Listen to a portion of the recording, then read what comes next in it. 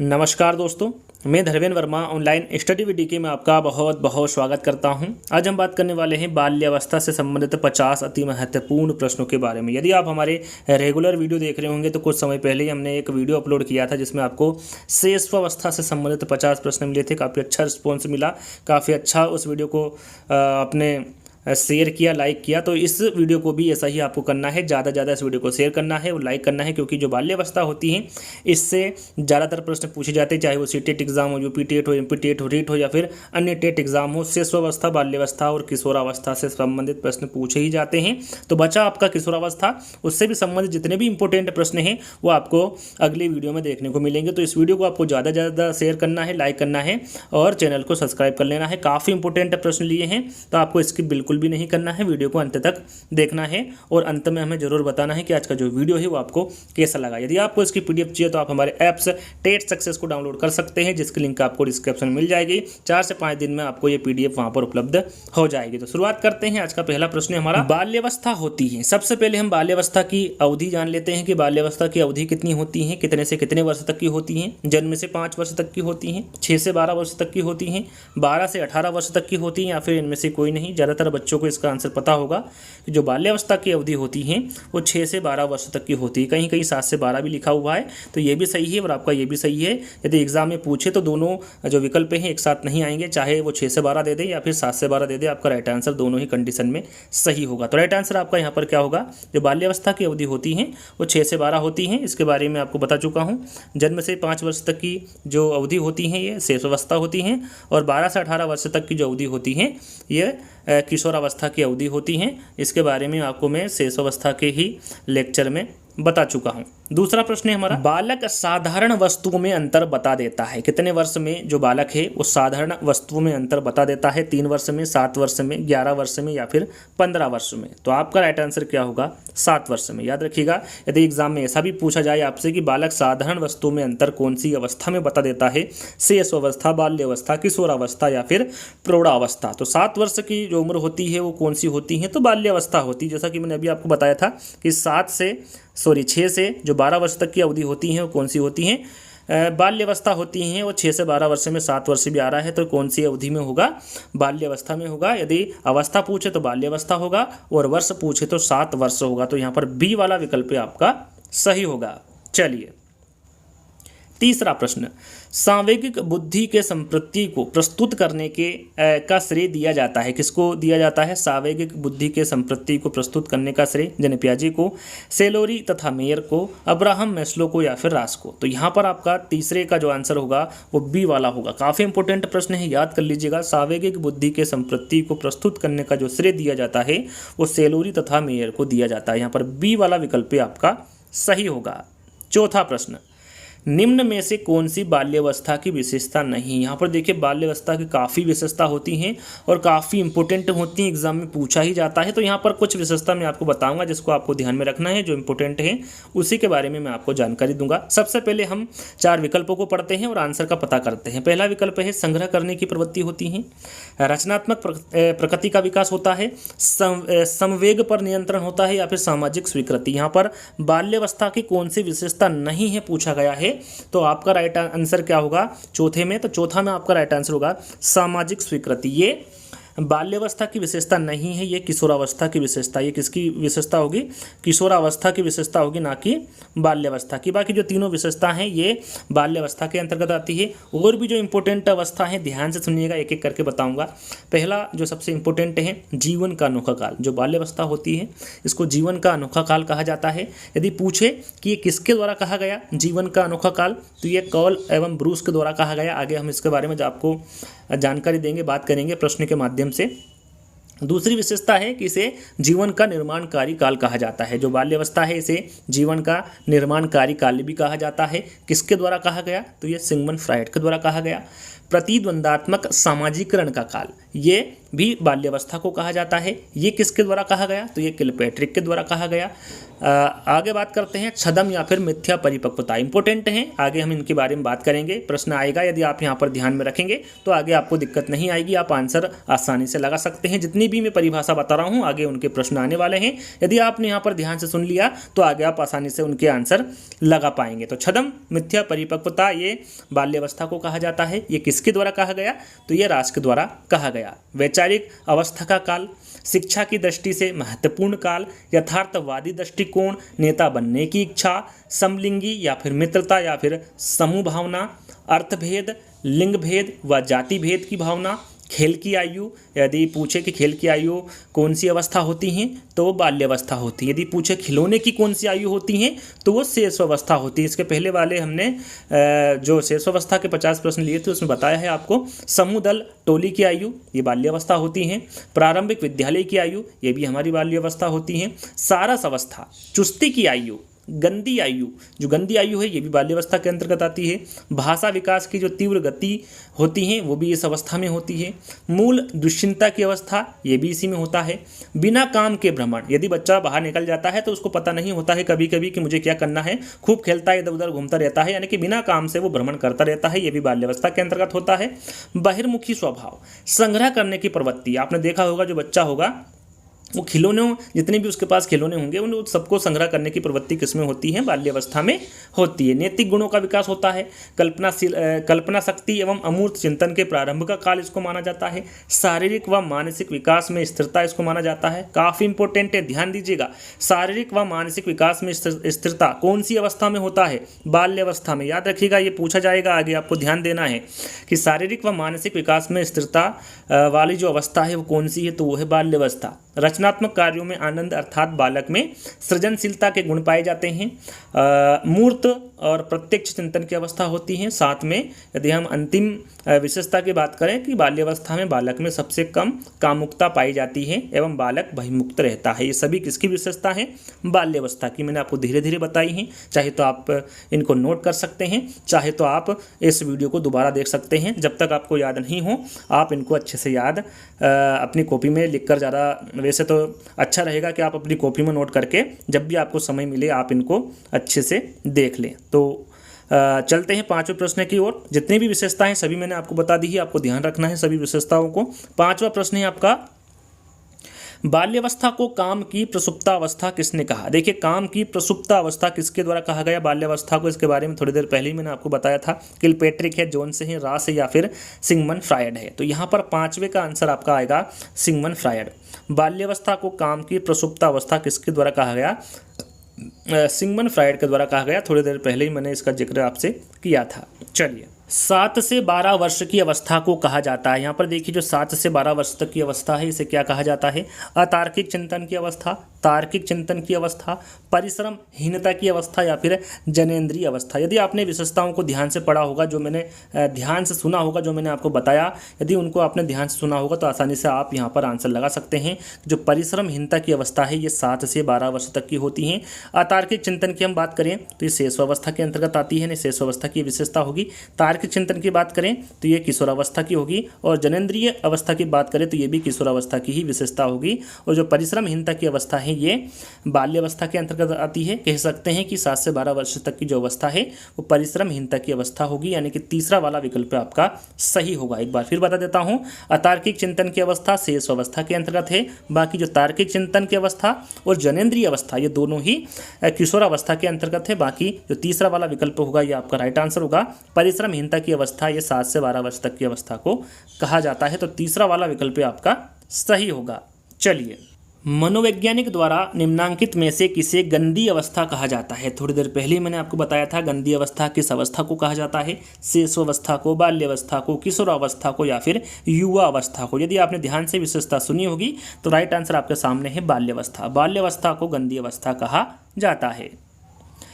प्राणी की वह स्थिति अथवा अवस्था जो व्यवहार को लक्ष्य की ओर निर्देशित करती है क्या कहलाती है? सीखना, स्मृति, संवेग या फिर प्रेरणा? राइट आंसर आपका होगा प्रेरणा। याद रखिएगा, इंपॉर्टेंट है। प्राणी की वह स्थिति अथवा अवस्था जो व्यवहार को लक्ष्य की ओर निर्देशित करती है वह प्रेरणा कहलाती है। बाल्यावस्था में खेल की प्रकृति होनी चाहिए, व्यक्तिगत, सामूहिक, दोनों या फिर कोई नहीं। काफ़ी इंपॉर्टेंट है, बाल्यावस्था में खेल की प्रकृति होनी चाहिए, तो ये होनी चाहिए सामूहिक। याद रखिएगा, यहाँ पर दोनों आंसर नहीं होगा आपका, सामूहिक आपका राइट आंसर होगा। बाल्यावस्था में जो खेल की प्रकृति होनी चाहिए वो किस प्रकार की होगी?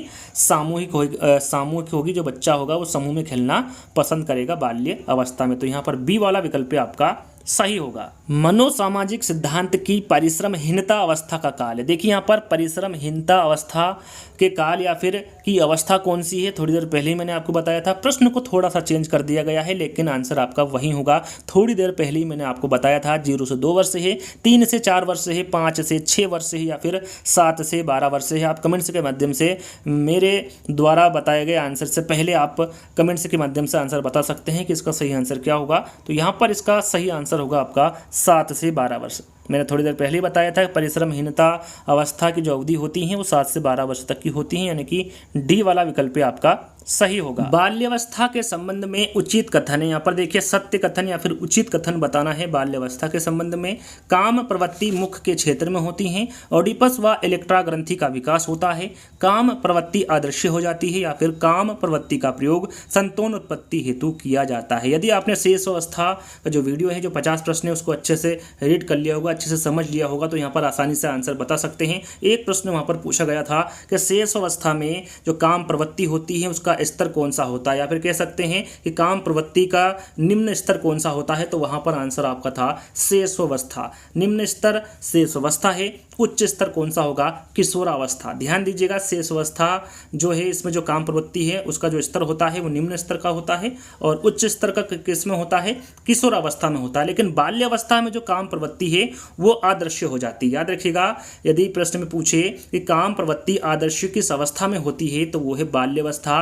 राइट आंसर आपका होगा कि काम प्रवृत्ति आदर्श हो जाती है, ये बाल्यावस्था के संबंध में उचित कथन होगा, सत्य कथन होगा। याद रखिएगा, काफी इंपोर्टेंट है। यदि प्रश्न में पूछे कि काम प्रवृत्ति पर किसके द्वारा बल दिया गया था, तो ये फ्रायड के द्वारा दिया गया था काम प्रवृत्ति पर बल। तो याद रखिएगा, आपको याद हो ही गया होगा। तो यहाँ पर तीसरा वाला विकल्प आपका सही होगा।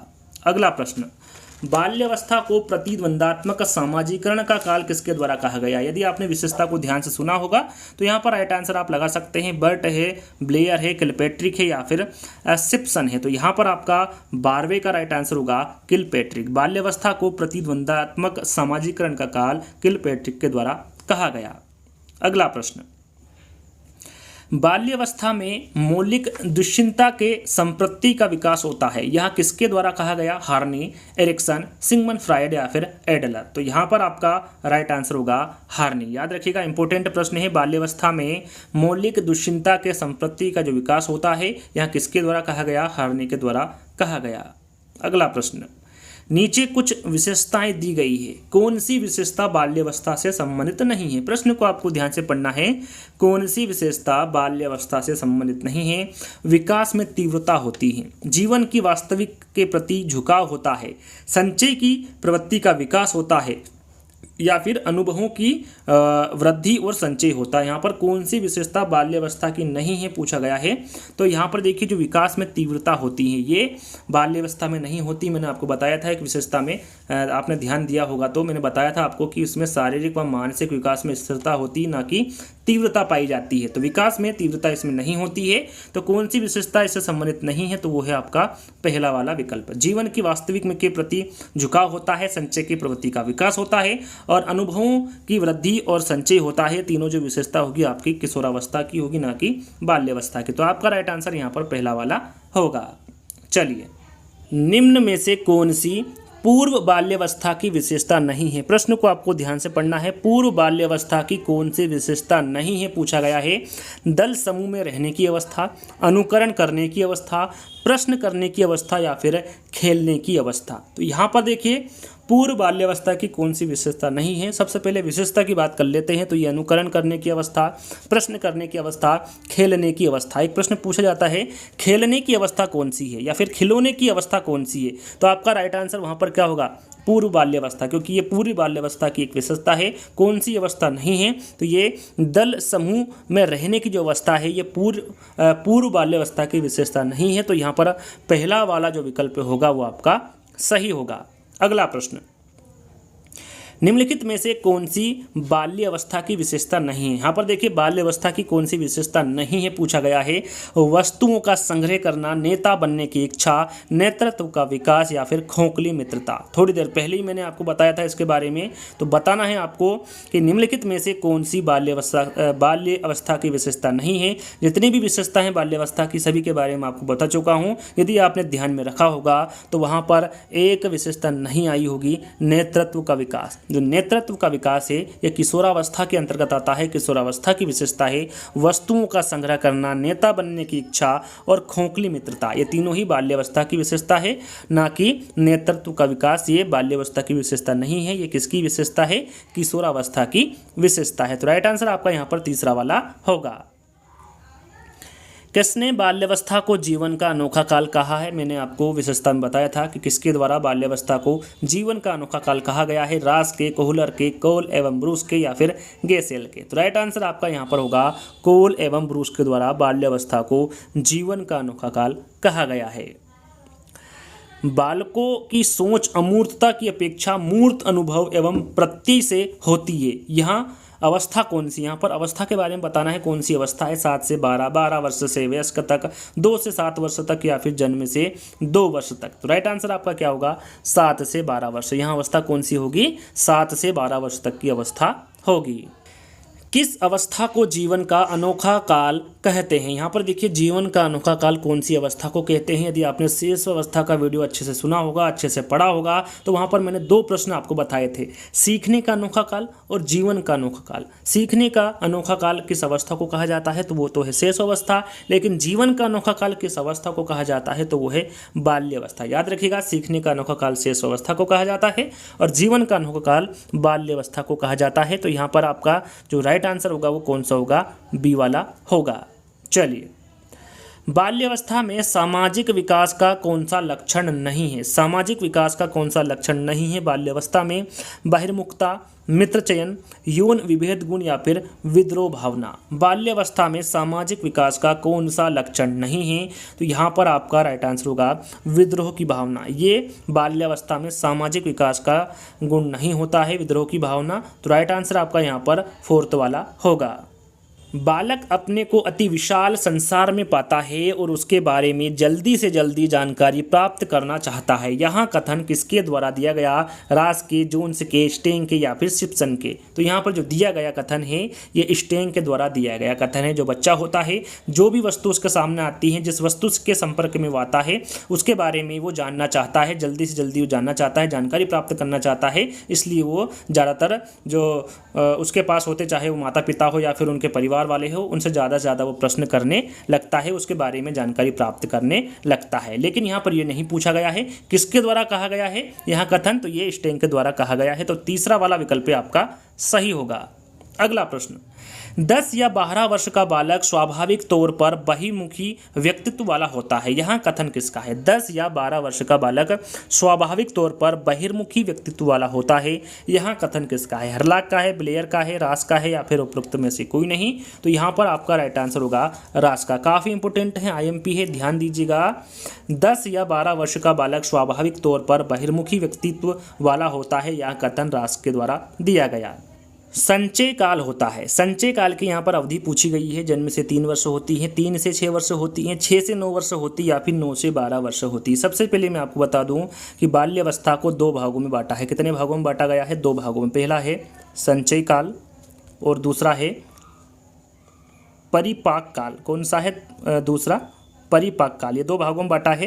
तो जो संचय काल की अवधि होती है ये तो होती है 6 से 9 वर्ष, और परिपाक काल की जो अवधि होती है वो 9 से 12 वर्ष होती है। यदि संचय काल की पूछी गई है तो राइट आंसर आपका 6 से 9 होगा, और यदि परिपाक काल की अवधि पूछी होती तो आपका राइट आंसर क्या होता? 9 से 12 होता। तो यहाँ पर संचय काल की पूछी गई है तो राइट आंसर आपका 6 से 9 होगा, यानी कि तीसरा वाला विकल्प आपका सही होगा।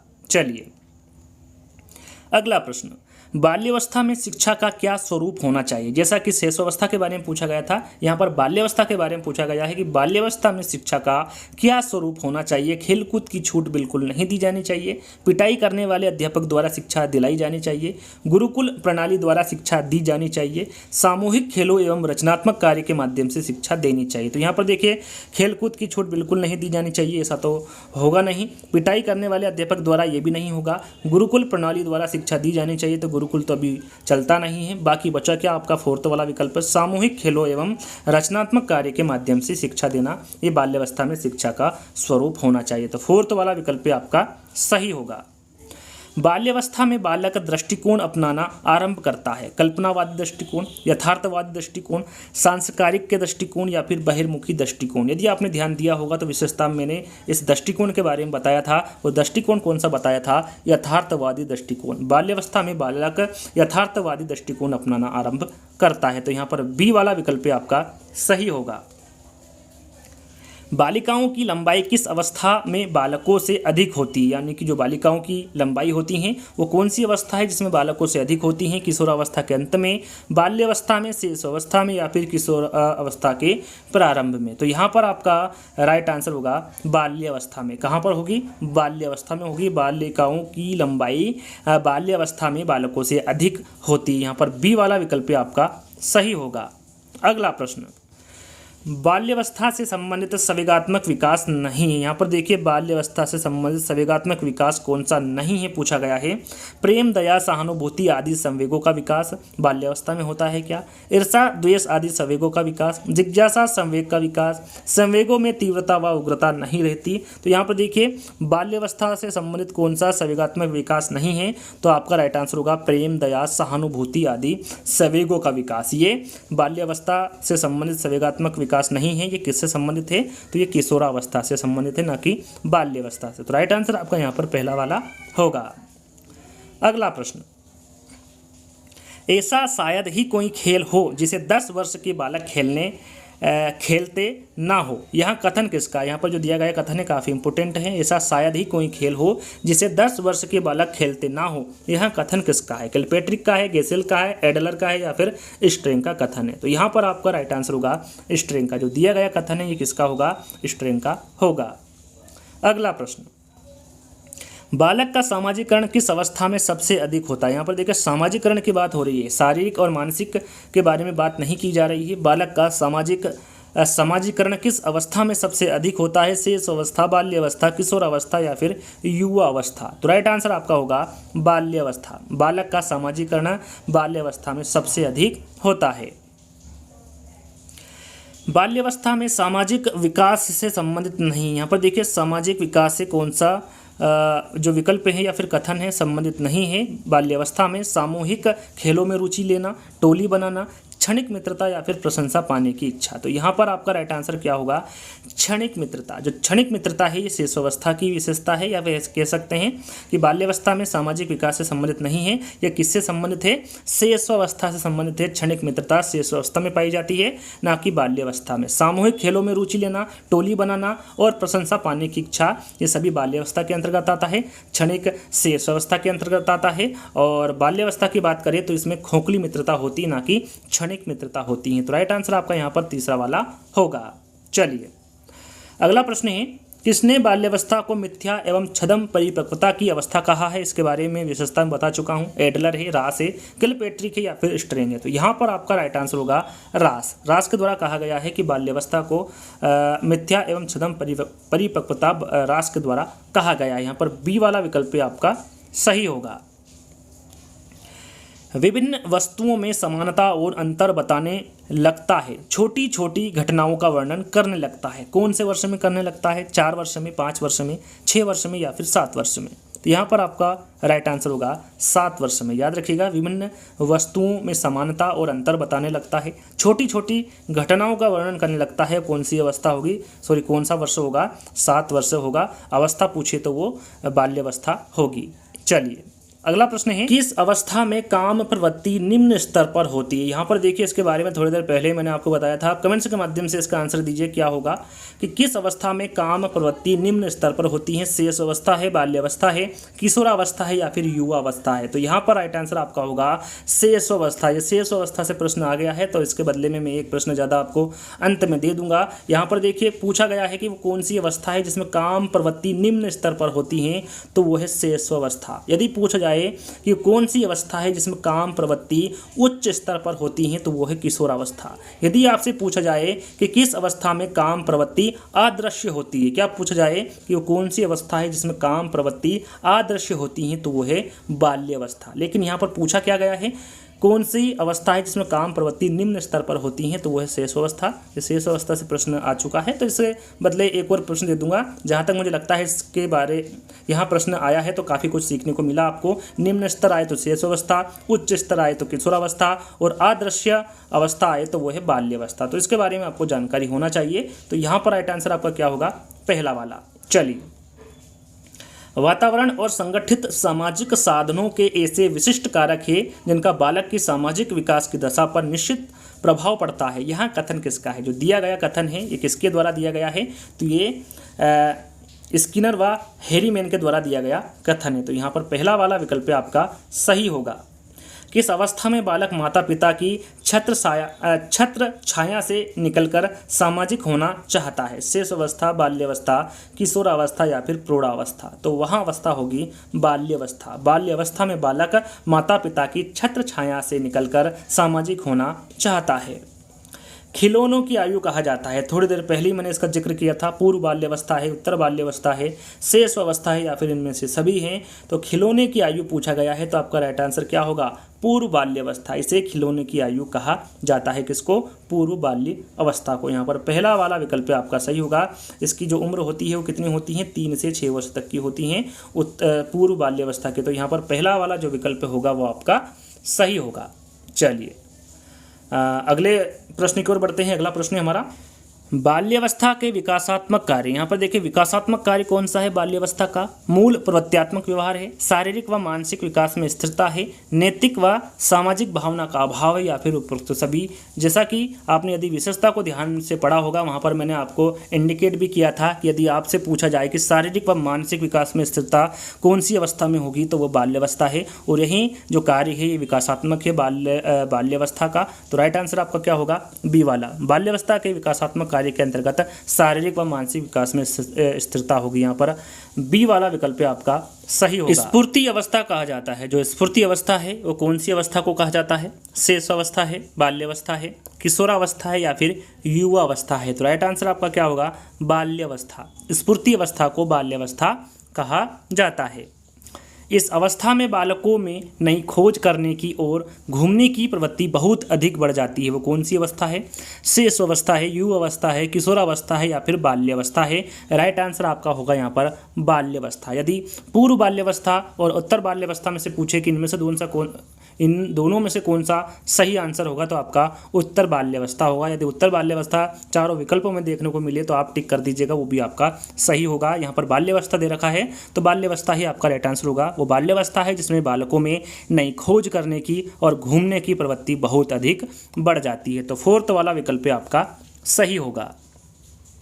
अगला प्रश्न, बाल्यावस्था छदम परिपक्वता का काल है, टोली की आयु है, उत्पादी अवस्था है, इसके साथ ही साथ प्रिय लगने वाली अवस्था है, वैचारिक क्रियावस्था है, सीखने की अवस्था है या फिर नाजुक अवस्था है। तो यहाँ पर देखिए प्रिय लगने वाली अवस्था, सीखने की अवस्था और नाजुक अवस्था ये तीनों ही शेष अवस्था की विशेषता है। और जो वैचारिक क्रियावस्था है ये इसके साथ ही साथ वैचारिक क्रियावस्था है, यानी कि ये बाल्यावस्था की विशेषता है। बाल्यावस्था छदम परिपक्वता का काल है, टोली की आयु है, उत्पादी अवस्था है, इसके साथ ही साथ ये वैचारिक क्रिया अवस्था भी है। तो राइट आंसर आपका यहाँ पर क्या होगा, बी वाला होगा। प्रिय लगने वाली अवस्था के बारे में पूछिए तो ये शेष अवस्था की विशेषता है, सीखने की अवस्था शेष अवस्था है, नाजुक अवस्था शेष अवस्था है। तो ये तीनों ही शेष अवस्था की विशेषता है और जो बी वाला विकल्प है ये आपका सही आंसर होगा। बाल्यावस्था में बच्चा सबसे अधिक रुचि किस में रखता है, लेख में, कहानी में, निबंध में या फिर नाटक में। तो सबसे अधिक रुचि किस में रखेगा बाल्यावस्था में बच्चा, तो वो कहानी में रखेगा। किस में रखेगा? कहानी में। तो बी वाला विकल्प आपका सही होगा। अगला प्रश्न, किस काल में बालक समस्या का समाधान प्रस्तुत करने के योग्य हो जाता है? वो कौन सा काल है? शैशवावस्था है, बाल्यावस्था है, किशोरावस्था है, या फिर इनमें से कोई नहीं? तो यहाँ पर हम बाल्यावस्था की बात कर रहे हैं, तो जाहिर सी बात है राइट आंसर भी आपका बाल्यावस्था होगा। बाल्यावस्था में बालक समस्या का समाधान प्रस्तुत करने के योग्य हो जाता है। यहाँ पर बी वाला विकल्प आपका सही होगा। प्रारंभिक विद्यालय की आयु किस अवस्था को कहा जाता है? यहाँ पर देखिए दो प्रकार के प्रश्न पूछे जाते हैं, प्रारंभिक विद्यालय की आयु और पूर्व प्रारंभिक विद्यालय की आयु। दोनों के आंसर अलग अलग है। यदि सीधा सीधा आपसे पूछे कि प्रारंभिक विद्यालय की आयु या फिर प्राथमिक विद्यालय की आयु किस अवस्था को कहा जाता है, तो आपका राइट आंसर होगा बाल्यावस्था। 6 से 12 वर्ष तक की अवस्था बाल्यावस्था होती है और इस अवस्था को प्रारंभिक विद्यालय की आयु भी कहा जाता है। यदि पूछा जाए कि पूर्व, यहाँ पर शुरू में क्या लग गया? अब पूर्व प्रारंभिक विद्यालय की आयु किस अवस्था को कहा जाता है, तो आपका राइट आंसर होगा शैशवावस्था। ध्यान दीजिएगा, पूर्व प्रारंभिक विद्यालय की आयु शैशवावस्था होगी और प्रारंभिक विद्यालय की आयु बाल्यावस्था होगी। पूर्व प्रारंभिक विद्यालय की आयु को नर्सरी स्कूल एज भी कहा जाता है और जिसकी अवधि कितनी होती है? 3 से 6 वर्ष तक की होती है। यदि अवधि तो पूछा नहीं जाता, यदि पूछे तो ध्यान रखिएगा 3 से 6 वर्ष तक की अवधि होती है पूर्व प्रारंभिक विद्यालय की आयु की। तो ध्यान दीजिएगा, यहाँ पर सीधा सीधा पूछे प्रारंभिक विद्यालय की आयु किस अवस्था को कहा जाता है, तो वो है बाल्यावस्था, और पूर्व प्रारंभिक विद्यालय की आयु पूछे तो आपका राइट आंसर क्या होगा? शैशवा अवस्था। तो यहाँ पर राइट आंसर क्या होगा आपका? 4th वाला बाल्यावस्था। चलिए आगे बढ़ेंगे। अगला प्रश्न है, शैक्षिक दृष्टिकोण से बाल्यावस्था से अधिक जीवन में कोई महत्वपूर्ण अवस्था नहीं है। यहाँ कथन किसका है? जेन पियाजे का है, सेलोरी तथा मेयर का है, अब्राहम मैस्लो का है, या फिर ब्लेयर जोन्स एवं सिप्सन का है? यहाँ पर जो 44वां प्रश्न है, इसका सही आंसर क्या होगा? राइट आंसर होगा ये ब्लेयर जोन्स एवं सिप्सन का कथन है कि शैक्षिक दृष्टिकोण से बाल्यावस्था से अधिक जीवन में कोई महत्वपूर्ण अवस्था नहीं है। बाल्यावस्था की प्रमुख मनोवैज्ञानिक विशेषता क्या है? यहाँ पर देखिए बाल्यावस्था की प्रमुख मनोवैज्ञानिक विशेषता आपको बताना है। पर निर्भरता ये शैशवावस्था की विशेषता है, सामूहिकता की भावना, धार्मिकता, अनुकरणात्मक प्रवृत्ति का अभाव। तो यहाँ पर आपका राइट आंसर होगा सामूहिकता की भावना। ये किस में होती है? बाल्यावस्था में होती है। पर निर्भरता ये किस में होगी? ये शैशवावस्था में होगी। तो यहाँ पर बाल्यावस्था की प्रमुख मनोवैज्ञानिक विशेषता पूछी गई है, तो राइट आंसर आपका क्या होगा? सामूहिकता की भावना। यहाँ पर बी वाला विकल्प आपका सही होगा। चलिए, उत्तर बाल्यावस्था के संदर्भ में कौन सा कथन सही है? यहाँ पर देखिए उत्तर बाल्यावस्था के संदर्भ में कथन पूछा गया है, कौन सा सही है? प्राथमिक विद्यालय की पूर्व तैयारी की अवस्था, पूर्व विद्यालय अवस्था है, प्रारंभिक विद्यालय अवस्था है, या फिर टोली पूर्व अवस्था है? काफ़ी इंपॉर्टेंट प्रश्न है, कन्फ्यूजन करने वाला प्रश्न है। राइट आंसर आपका होगा प्राथमिक विद्यालय अवस्था। जो उत्तर बाल्यावस्था होती हैं ये प्राथमिक विद्यालय अवस्था होती हैं, याद रखिए, काफ़ी इंपॉर्टेंट है। पूर्व विद्यालय अवस्था कौन सी होती है इसके बारे में आपको बता चुका हूँ, ये शैशवावस्था होती है, ना कि बाल्यावस्था। तो राइट आंसर आपका यहाँ पर क्या होगा? तीसरा वाला प्रारंभिक विद्यालय अवस्था, ये उत्तर बाल्यावस्था के संदर्भ में सही कथन है। तो यहाँ पर तीसरा वाला विकल्प आपका सही होगा। बाल्यावस्था भ्रमण व साहसिक कार्य की प्रवृत्ति में वृद्धि होती है, यहाँ कथन किसका है? किलपेट्रिक का है, बर्ड का है, एटलर का है, या फिर स्ट्रिंग का है? तो यहाँ पर जो दिया गया कथन है ये बर्ड का कथन है कि बाल्यावस्था भ्रमण व साहसिक कार्य की प्रवृत्ति है। अगला प्रश्न, 6 से 10 वर्ष की अवस्था में बालक रुचि लेना आरंभ करता है, धर्म में, मानव शरीर में, यौन संबंधों में, या फिर विद्यालयों में? 6 से 10 वर्ष की अवस्था में बालक किस में रुचि लेना आरंभ करता है, ये पूछा गया है। तो आपका राइट आंसर होगा विद्यालयों में। किस में लेना आरंभ करता है रुचि? बालक विद्यालयों में रुचि लेना आरंभ करता है 6 से 10 वर्ष की अवस्था में। 7 से 12 वर्ष की अवस्था में अनुत्क्रमणीशीलता पाई जाती है, संबंध, संरक्षण का वर्गीकरण आदि संप्रत्यय विकसित हो जाता है, बालक सभी प्रश्नों के जवाब जानना चाहता है, या फिर निगमनात्मक चिंतन पाया जाता है। 7 से 12 वर्ष तक की अवस्था कौन सी अवस्था होती है? बाल्यावस्था। इसमें क्या पाया जाता है ये पूछा गया है, तो आपका राइट आंसर होगा संबंध, संरक्षण व वर्गीकरण आदि संप्रत्यय विकसित हो जाता है 7 से 12 वर्ष की अवस्था में। तो यहाँ पर बी वाला विकल्प आपका सही होगा। जैसा कि टोटल मैंने 50 प्रश्न बताए थे, लेकिन वहाँ पर एक प्रश्न ऐसा था जो कि शैशवावस्था का था, तो उससे संबंधित मैं आपको एक नहीं 2 प्रश्न दूंगा। टोटल 52 प्रश्न आपको दूंगा इस वीडियो में। पूर्व विद्यालय की आयु है, पूर्व बाल्यावस्था है, उत्तर बाल्यावस्था है, पूर्व किशोरावस्था है या फिर उत्तर किशोरावस्था है।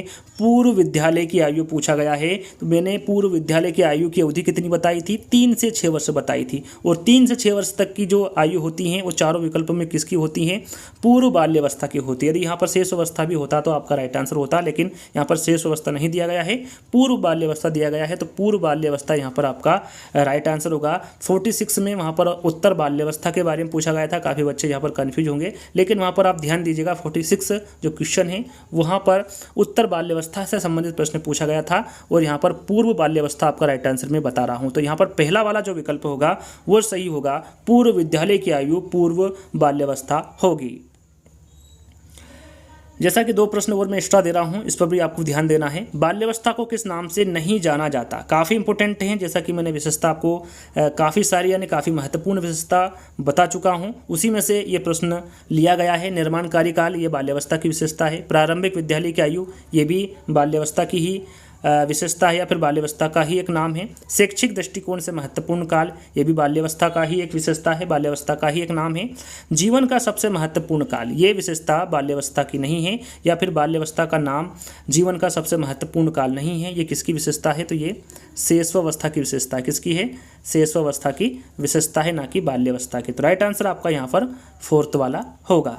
चलिए अंतिम प्रश्न है, जैसा कि मैंने बताया था 52 प्रश्न मिलेंगे। उत्तर बाल्यावस्था में बालक भौतिक वस्तुओं के किस आवश्यक तत्व में परिवर्तन समझने लगता है, द्रव्यमान में, द्रव्यमान और संख्या में, संख्या में, द्रव्यमान, संख्या और क्षेत्र में। तो ये समझने लगता है द्रव्यमान, संख्या और क्षेत्र में। तो यहाँ पर 4th वाला विकल्प आपका सही होगा। तो जैसा कि मैंने आपको बताया टोटल 52 प्रश्न मिलेंगे। तो यहीं पर आज का वीडियो समाप्त होता है। जैसा कि जहाँ तक मुझे लग रहा है, यदि आप यहाँ तक पहुँच गए होंगे तो आपने वीडियो को लाइक भी कर दिया होगा, शेयर भी कर दिया होगा और चैनल को भी सब्सक्राइब कर दिया होगा। नहीं किया तो फटाफट कर दीजिएगा। काफ़ी मेहनत लगती है एक एक प्रश्न को इकट्ठा करने में, अलग अलग टॉपिक को लेने में, उसके प्रश्न छांटने में, तो काफ़ी मेहनत लगती है और ये मैं आप ही के लिए कर रहा हूँ। तो आपको सिर्फ क्या करना है, वीडियो को लाइक करना है, शेयर करना है और चैनल को सब्सक्राइब कर लेना है। आगे आपको किशोरावस्था से संबंधित 50 प्रश्न मिलेंगे जो कि काफ़ी इंपॉर्टेंट रहेंगे। तो आज का वीडियो हम यहीं पर समाप्त करते हैं। जल्द ही एक नई वीडियो के साथ मिलेंगे। जब तक के लिए धन्यवाद।